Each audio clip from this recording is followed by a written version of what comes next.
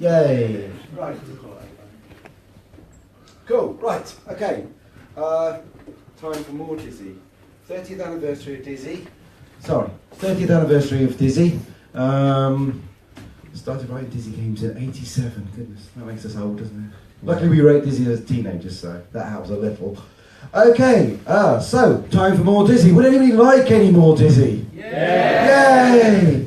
Thank goodness for that. That would have been falling really flat if you'd have said no. It's like, okay, so, we like finding old Dizzy games. Because obviously we found the Mystery World Dizzy, the Wonderland Dizzy in the loft. That was the story we sort of gave earlier, slightly. Well, I had a lot of stuff in my loft. In fact, there's a photo of what it looked like. It's very, very messy back a couple of years ago. But then because we were doing the book with Chris Wilkins and Roger Keane, I got the opportunity to tidy it all up, take it all down to the conservatory, unpack it all, sort it all out, scanned an amazing amount. In fact, we've got some of the boxes here. So Fantasy World Dizzy, and it says on the spine, scanned, January 16. That's obviously when I did that one. Anyway, one of the books is, that I found up there, says Mystery World Dizzy. And it's December 91 to Feb 93, NES. So yeah, that's one of the boxes I found when I was up there. I should have found it a bit earlier, really. It is actually quite tidy. It's all in there. So, we've got these photos from '93, and we know that they're from '93 actually, because you can tell. Firstly, the date of Philip's laptop. Check out that laptop. Green screen. Oh yeah. One of the earliest types of laptops you can get. But here is me programming, and I am actually working on Mystery World Dizzy. So it's actually on the screen, so you can see that I was on a PC programming that. And that's this room here. That's our old office in Warwick Street. And Andrew's window is about there, and that's the window there. It's funny looking through old photos, actually. I guess the kids that are growing up now will have photos of everything, and I mean literally everything. Millions. iPhones are with you, but when you look back, you just don't have that many photos because you'd have a roll of film and have to take it to Boots and stuff. But you certainly wouldn't have photos if you just sort of sitting in your day job. I mean, I don't know. You think about how many photos have you taken of yourself at work? Or school. Yeah. Right. Or school. Yeah. Probably. From years ago. Yeah, but we did find Before a few. iPhone. But we did find a few. We found a few. We found a few good ones. Okay. I don't know what these slides are because you wrote them last night. Okay, so this is Mystery World Dizzy, and it does remind me that this was the intro to, these are the screenshots of the game, the new NES game that we've just found, and I do know this one because I've been doing the video the last couple of days. So what we've done is we've put together a video which we've just released on YouTube, basically the finding and discovery of Mystery World Dizzy and a little bit of a background. So whilst we could rabbit on stage for ages, Which we're quite good at doing. We'll let the video do a little bit of the talking. So this has just gone on YouTube. So welcome to another Let's Play, this time for Mystery World Dizzy, a game that we developed on the NES in 1992, but sadly was never released. So we thought we'd come along to the National Video Game Arcade here in Nottingham, a place that celebrates everything that's great about video games. This year they're launching the Dizzy exhibition to celebrate the 30th anniversary of Dizzy. And what better place than this to talk about Mystery World Dizzy. But a little background first. Our favourite games have been Fantasy World Dizzy. That was Dizzy number 3. I had started life on the Amstrad and the Spectrum, and then it was converted to the Commodore 64 version. You can see that it was still off the screen and not scrolling the screen that the Commodore should have been able to achieve. This was then copied onto the ST and the Amiga. And we'd always fondly looked back on this game. On finishing Fantasy World Dizzy, it was the end of the 80s and the end of the 8-bit computers. We felt we needed to move on. But where? Should we move to the 16-bit computers, the ST and Amiga ourselves, or should we move to some other market? We visited CES and we were absolutely amazed at the dominance of Nintendo. They were selling games that we felt we could easily write for a huge amount of money and selling them in their millions.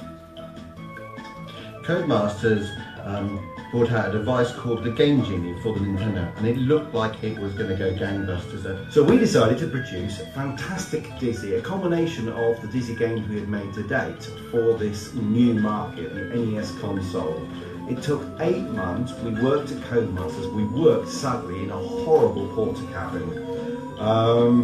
And we were able to release this in '91 to great critical acclaim, getting a review score of 92% and in fact a Game Players Award.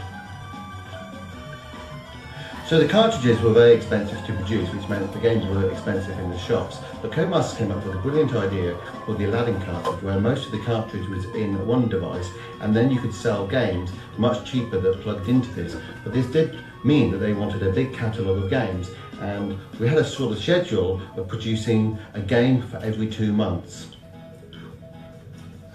So we decided to open an office in Warwick Street in Leamington Spa near Codemasters and start hiring some individual talented employees that we'd previously subcontracted work to or worked closely with. So I had a nice open plan office and then a small office at the front for Philip to do his business meetings with and try to contact other publishers. I was out in the main office with the other programmers, artists and designers. So as you may be aware, we tend to keep everything, and so we've got all the development notes from Mystery World Dizzy.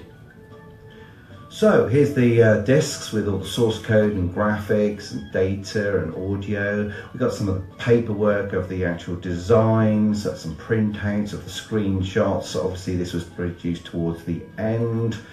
We can see the sprite layouts here, and of course it was based on Fantasy World Dizzy. So we'd obviously taken some photocopies of the map and worked out which bits would stay roughly the same and which bits we wanted to overhaul as we converted it from Z80 to 6502 and from a sprite based background system to hardware character based screen mapping. So when we set about designing a new Dizzy game, we'd work out the map, drawing it all out on paper. So you start in the dungeon, nice colourful character set, using some of the sort of graphic styles that we used in our Super Robin Hood game that we'd just written on the NES. So here you can see the dungeons leading up through the castle, higher and higher, slightly different graphic sets to give colour, up to the bedrooms, up to the tower in the castle. Going across on our paper design, filling in a nice country landscape that leads onto docks, and of course around the castle you would have the drawbridge one side and then a moat on the other side. Got a well that you can jump down, find out what's at the bottom of the well, always a good sort of mystery element. Obviously the classic tree house that many of the Yoke folk live in, although in this one it's a little bit different because we decided to put a mine that they've been digging underneath the tree house, which has now homes a dragon. Another thing that was new to Dizzy and this game was the underwater caves, which has Dizzy swimming around trying to locate things. Then we've got another landscape, and above that area we have some clouds with the cloud castle in, and then you can see how we map the inside of the castle as further levels. We've got the well shaft, which was sort of ever vertically scrolling shaft, so it made it look like it was falling a long way. Got the credit screen that was mapped, character mapped. It was the most efficient way of sort of laying that out. And then the story screens and the title screen. Okay, well let's have a look at the game.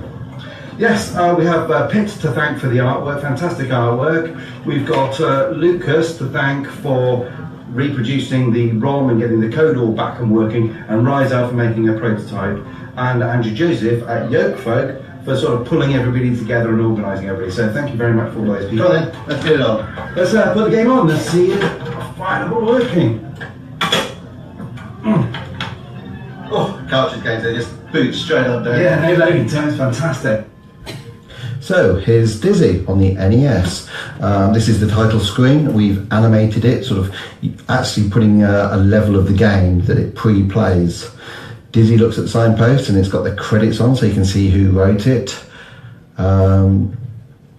So the point is that you wanted a nice colourful title screen, but we want to be able to teach people about the fact that this is a puzzle game. So Dizzy here, he wants to get across the river, so he's going to go and talk to characters. So it's explaining the game, because people might think that it's just one of these sideways scrolling platform games where you have to jump on characters to kill them, but it's not. It's about working out the puzzles. So we've got little speech bubbles from the characters, great to have a little bit of story, and great to get the objectives. So you'll find impassable areas and you need to work out how to pass them by picking up objects. So you may have seen that those logs were by that hut and not noticed. We're showing that you can open doors and go inside places to discover things.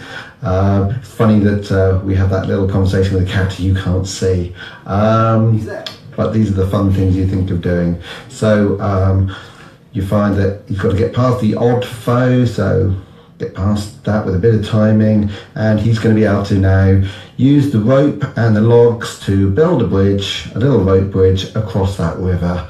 Why does he want to get across the river? We shall see after he's got across the bridge. And there we go. He's found Daisy, his girlfriend. So that's the motivation that he looks very pleased with himself. So there we go. So Dizzy and Daisy go for a walk, but then they're captured by trolls. Daisy is thrown into the tower in Zax's castle, and Dizzy is thrown into a dungeon. And that's where the game starts. So now you're in the dungeon, in the castle, colourful location, a troll guarding the door, and you have a few things that will help you escape. So he tries bribing the troll, doesn't work. Picking up stars. Well, here's something new. Fantasy World Dizzy didn't have any swimming, so we decided that this would be a great new feature in Mystery World Dizzy.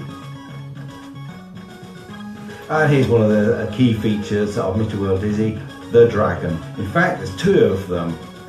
Everybody loves dragons.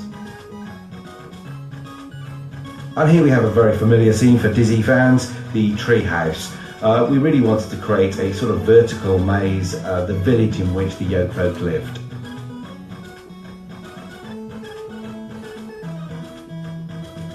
And here he is, wandering around a castle, trying to find useful items to take to solve his way to escape, either to the left or to the right of the main castle. Well, that is Mystery World Dizzy, written in 92, that's 25 years ago. And 30-year anniversary of Dizzy, when we first created the first Dizzy game, so we've been working them for 5 years. That's right, and we're really, really pleased to be able to release it now. And anyone can play it for free at mysteryworlddizzy.com. We really hope you enjoyed this video and will enjoy playing Mystery World Dizzy. And if you like this video, please don't forget to subscribe to the YouTube channel, Oliver Twins. Thank you very much. Goodbye. Okay, well, sorry for my audio dubbing and stuff. It's been a few late nights recently, and it's like, I'm clearly not a video editing person. Anyway, you get the message, eh? Yes, yeah, some of that is done. We always try and keep it out of work time, so this stuff's kind of done in the evenings. I think this has gone off again. You're quite loud. Hello. Yeah, okay, yeah. Yeah, as it says at the end of that video, you can now play this on the website. It's actually really good. Andrew Jesus has put this together. It just plays in a window at mysteryworlddizzy.com. Not only that, you can download the ROM, so you can put it on an EverDrive and just play it on a regular NES through an EverDrive cartridge. There's even a competition. Competition? Competition. Okay, so we like to do competitions and we like to give away gifts. So, although actually the guys in the room here are going to get most of this anyway. as their gift for coming here today. But anyway, so if you play the game and you beat it, there is a final screen.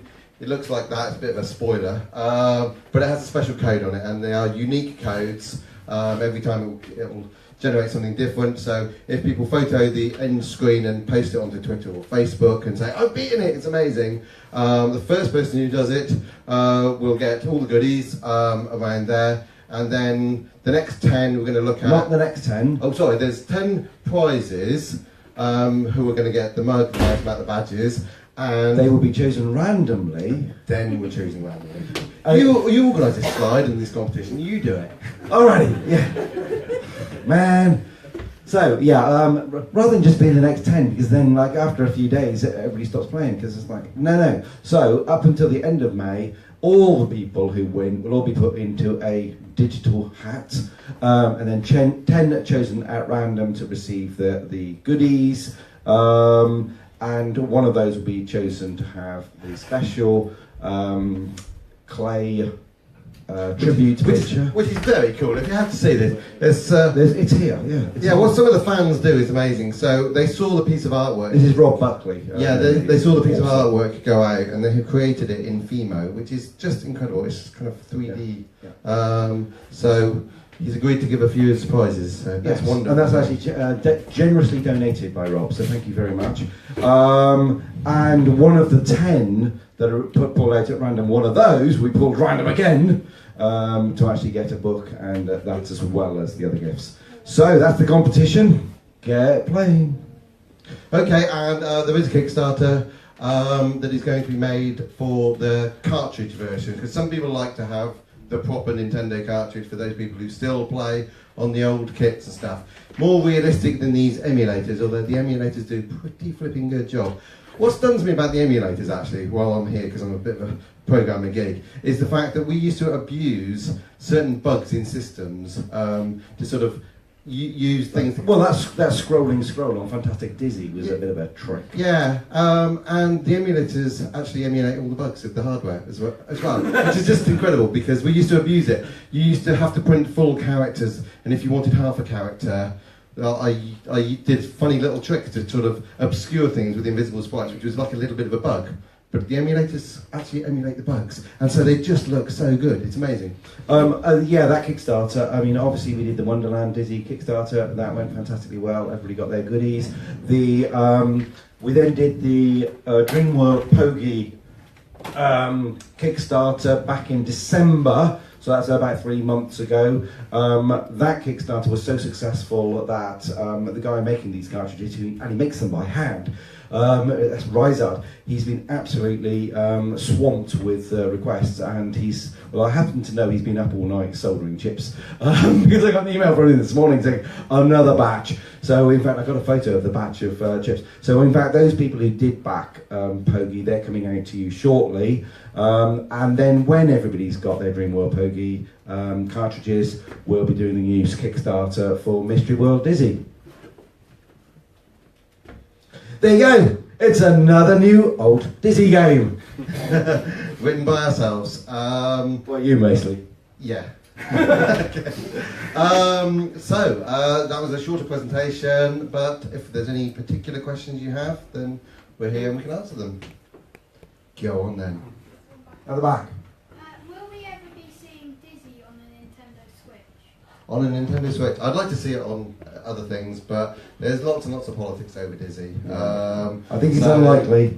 We've got another game we're working on, which might be more likely. Yeah. So, I mean, it's a fantastic fantasy adventure world. Yes. So we would love to keep working on Dizzy games, and we think that we could do quite a lot in that. With it, but we make other games now. So sadly, we're not going back to Dizzy. It's the fact that we just keep finding old ones that we wrote that didn't ever get out, because we did write a lot of games. But there was all sorts of politics, and it's all nicely documented in a book. Available at a very reasonable price from the back of the theatre. Yeah. So, any more questions? What do you do with the Seymour games? Seymour, there's Fred! Yay, Fred! You're sitting next to him. That's a very dangerous place to sit when you ask a question like that. He rates it. No, what actually There is a good happened? story behind What this. actually happened was Pete Ranson came up. Pete Ranson came up with the design for the first one, which was Dizzy Goes to Hollywood. And obviously, I was kind of project managing things and everything to do with Dizzy Codemasters at the time. And I saw this and I was like, oh, I'm not actually sure that we really want him being in the real world. He lives in a fantasy world. It kind of doesn't make sense to put him in Hollywood, which, well, obviously Fred and Pete and Paul were all really quite disappointed. And I sort of said, can you kind of go back to the drawing board and kind of come up with another Dizzy game? Which they did. They did Dizzy Prince of the Yolkfolk, I think was the next one, or maybe Spellbound. I'm not sure which one was the next one. And they did an awesome job of that. However, secretly, behind the scenes, they went and did Somebody Goes to Hollywood Anyway. And it turned out to be Seymour. Great name for somebody that looks around places. So yeah, that's how Seymour came about. Well done, guys. Don't want to waste work, do you? No, and I mean, they're all friends, we're all friendly about it, but the fact that they were writing a Dizzy game and had started into this whole homage to films, classic films, it was a good idea for a game, but we just decided that It was all right for Dizzy. And so that's where Seymour came from. Cool. Is that it? Should we go back to the bar and everything else and signing things and stuff? Okay. That'd be really good. So, and we do have goodie bags for everyone, so make sure you grab a goodie bag before you leave. Absolutely. Okay, thank you very much, everybody. Thank you. Bye.